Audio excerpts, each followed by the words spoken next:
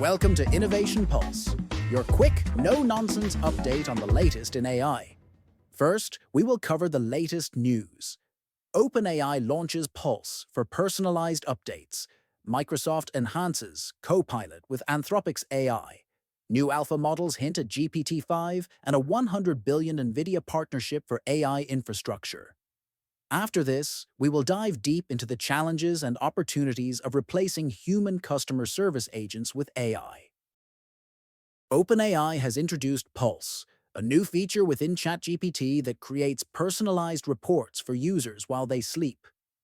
Pulse aims to encourage morning use, similar to checking social media or news apps. It delivers 5 to 10 briefs, providing updates on topics like news or user-specific interests. This feature is part of OpenAI's effort to make ChatGPT more proactive and assistive. Initially available for $200 a month pro subscribers, Pulse allows users to connect apps like Google Calendar and Gmail to pull relevant information. It can also utilize ChatGPT's memory features to tailor reports based on past interactions. Although Pulse competes with news platforms, it cites sources similarly to ChatGPT Search. OpenAI plans to expand Pulse's capabilities, eventually enabling it to perform tasks like making reservations, though such features are still in development. Microsoft is expanding its AI capabilities by integrating Anthropic's AI models into Microsoft 365 Copilot. Beta testers now have access to Anthropic's Claude Opus 4.1 model, alongside OpenAI's models like GPT-5, which continue to power Copilot.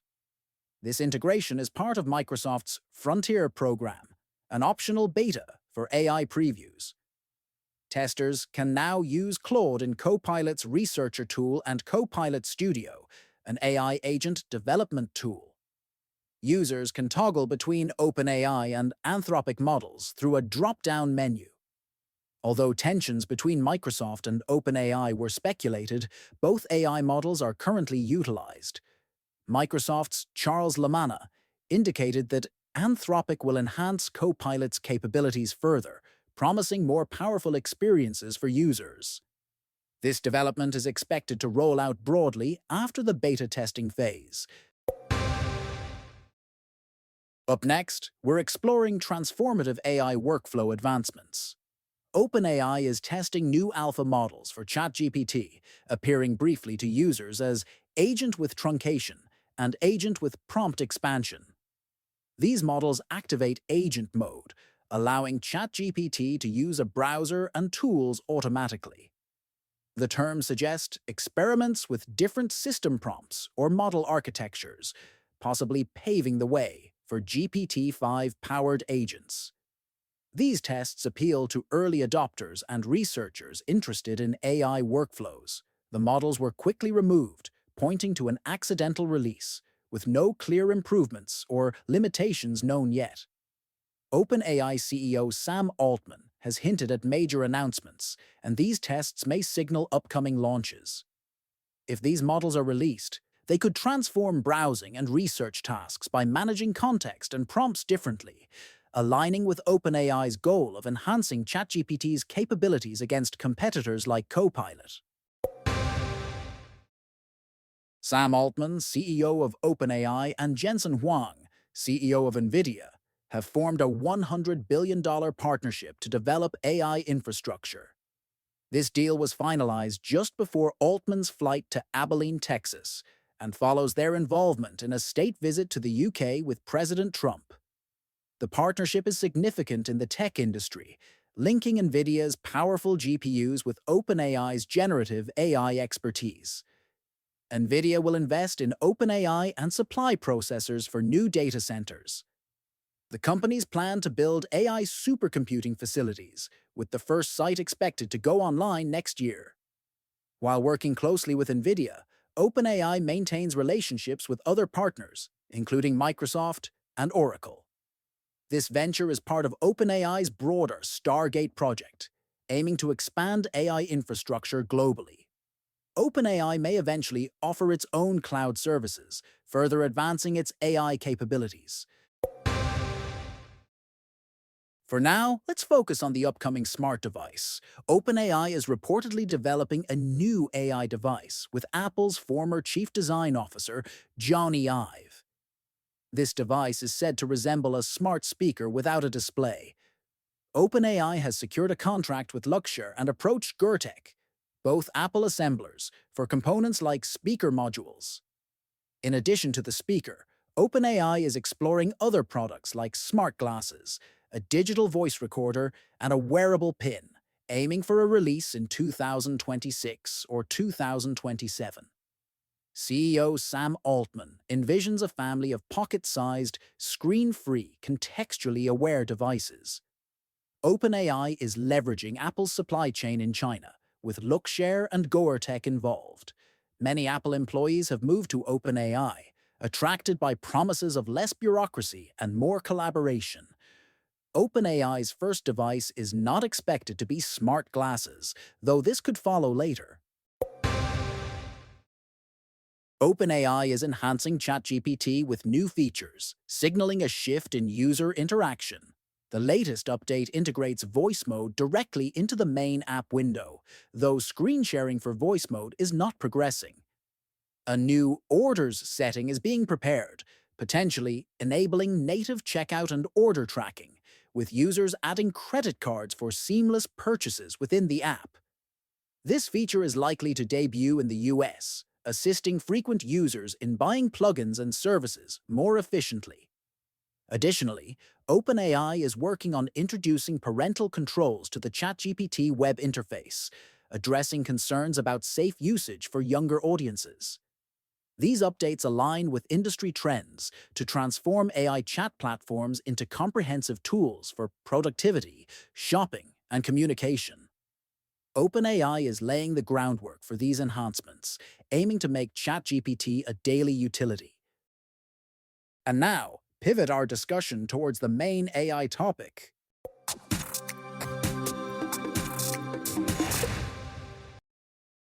All right, everybody, welcome back to Innovation Pulse. I'm Alex, and today we're diving into something that honestly baffled me when I first started looking into it. We've got all this incredible AI technology, right? ChatGPT can write essays, AI can diagnose diseases, robots are doing backflips. So why the heck am I still waiting on hold to talk to a human being at my cable company? Ha, great question, Alex. I'm Yakov Lasker, and I've been researching this exact paradox. And let me tell you, the answer is way more fascinating than you'd think. It's not that companies aren't trying to go full AI. Many have, and a lot of them spectacularly failed. Oh, I need to hear this. Give me the tea on these AI disasters. Okay, so remember Air Canada? Their AI chatbot told a customer they could get a bereavement discount on a flight. Turns out, totally made up. The customer sued, and here's the kicker. The court ruled that Air Canada was responsible for what their chatbot said, even though it was wrong. The airline actually tried to argue they shouldn't be held accountable for their own AI.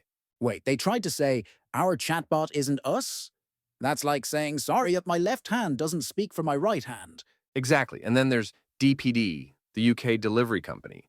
Their chatbot started swearing at customers and writing poems about how terrible the company was after a system update went wrong. No way. The AI roasted its own company? Oh yeah, and McDonald's? Their AI drive-thru added butter and ketchup to ice cream orders, and once kept adding chicken nuggets until the order hit over 2,000 nuggets. The customer was just laughing, trying to get it to stop. Okay, but those are like extreme fails, right? What about the fundamental question?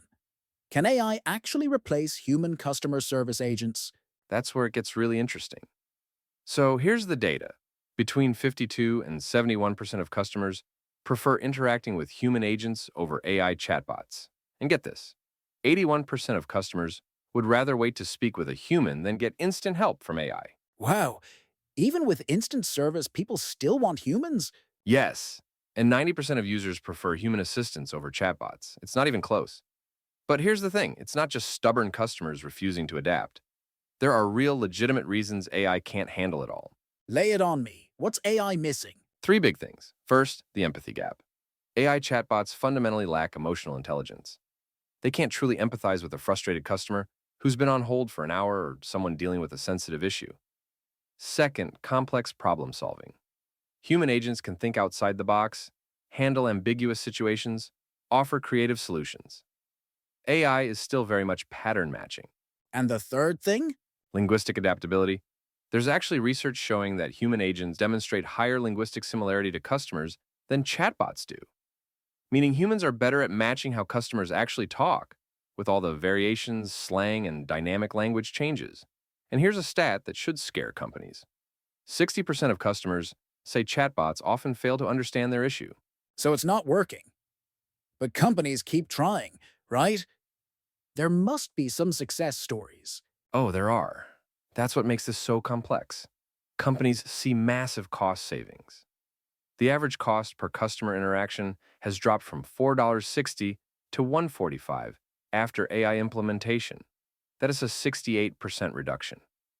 Some companies are reporting $3.50 earned for every dollar invested in AI customer service, with leading organizations achieving up to 8x ROI. Okay, those are huge numbers. So why not go all in? Because look what happened to Klarna. This is my favorite story.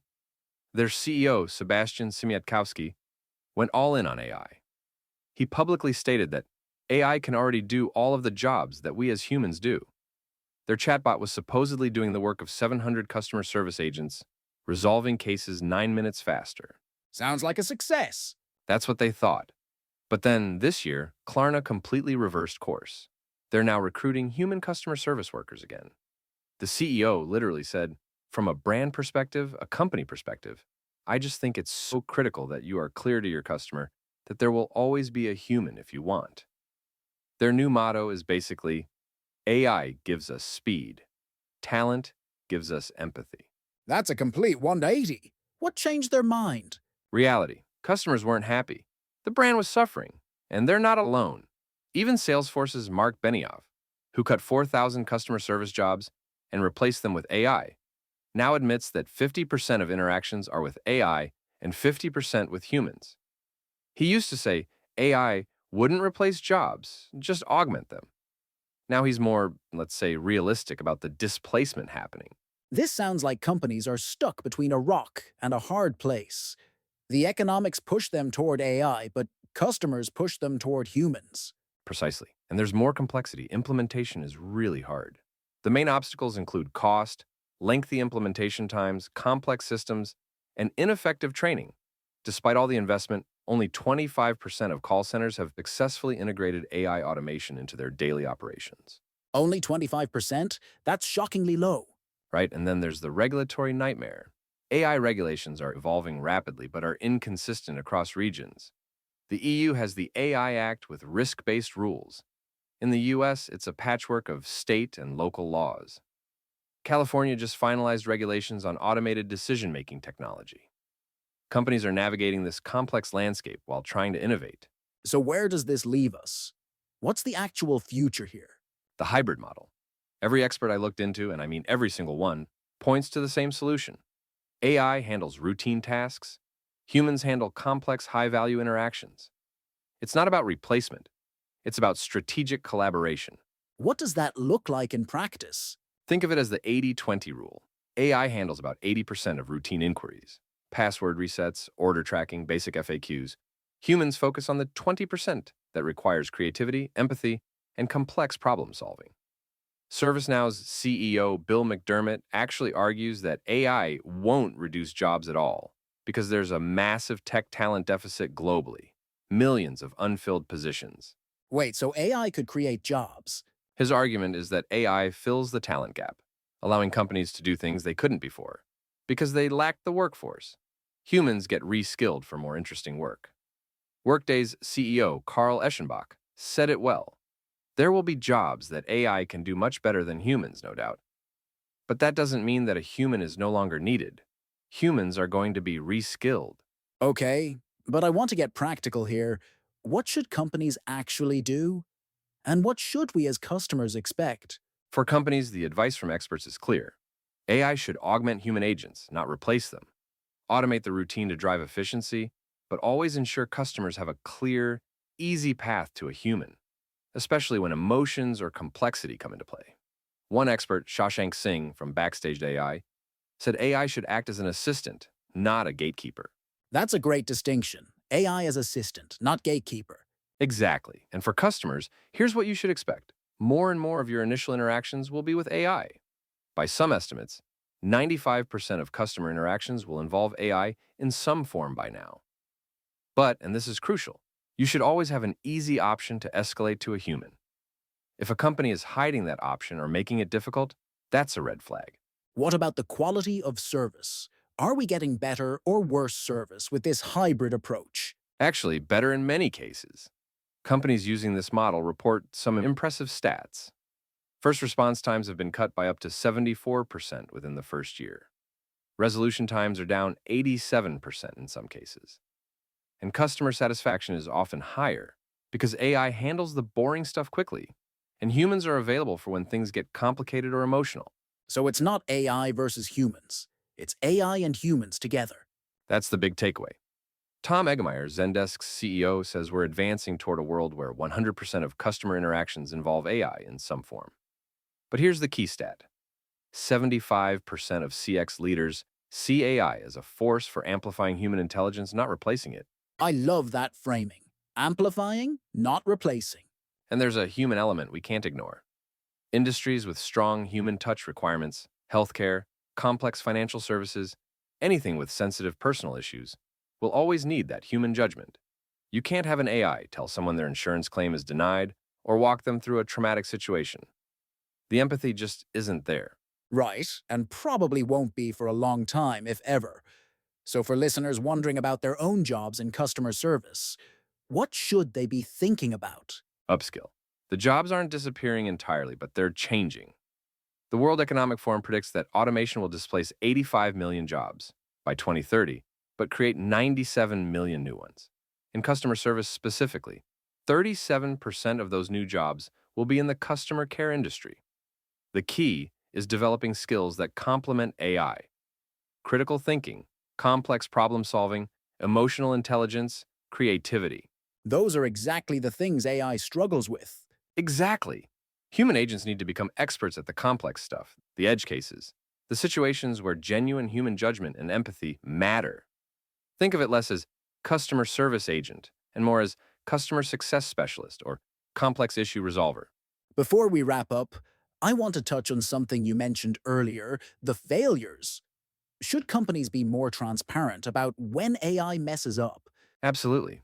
One of the big lessons from all this research is that transparency builds trust. Customers need to know they're talking to AI. They need to know how to reach a human. And when AI makes mistakes, which it will, companies need to own it, not try to disclaim responsibility like Air Canada did. It's interesting because the technology is incredible, but the implementation is where everything falls apart. That's exactly it. The technology is amazing. AI can process information at superhuman speeds, work 24/7, handle multiple languages, learn from interactions. But without proper guardrails, proper training, and proper integration with human agents, it becomes a liability instead of an asset. So bottom line for our listeners, if you're running a business, don't go all in on AI without careful planning and always maintain that human safety net. If you're a customer, demand access to humans when you need it. And if you work in customer service, focus on becoming really, really good at the things AI can't do. Perfect summary, and I'd add one more thing. Watch this space. The technology is evolving rapidly. The hybrid models we're seeing today might look completely different in 2 or 3 years. But one thing seems certain. Humans aren't going anywhere. We're just changing roles. From doing everything to doing the things that matter most. Exactly, and honestly, that's probably better for everyone. Customers get faster service on routine stuff and better service on complex stuff. Companies save money while maintaining quality, and human agents get to do more interesting, fulfilling work. Well, folks, next time you're on hold waiting to talk to a human, maybe you'll feel a little differently about it. There's actually a good reason that person is there, and they're probably handling something your AI assistant couldn't touch. And if you're lucky, you won't get 2,000 chicken nuggets added to your order in the process. Ha! Still can't believe that actually happened. All right, everyone, that's our deep dive into why humans are still manning the customer support lines. Thanks for joining us on Innovation Pulse. If you learned something today, share this episode with someone who's curious about the AI revolution and what it really means for jobs and service. And remember, the future isn't AI or humans. It's AI and humans working together. Until next time. Thanks for tuning in, folks. Stay curious, stay informed, and we'll catch you on the next episode of Innovation Pulse.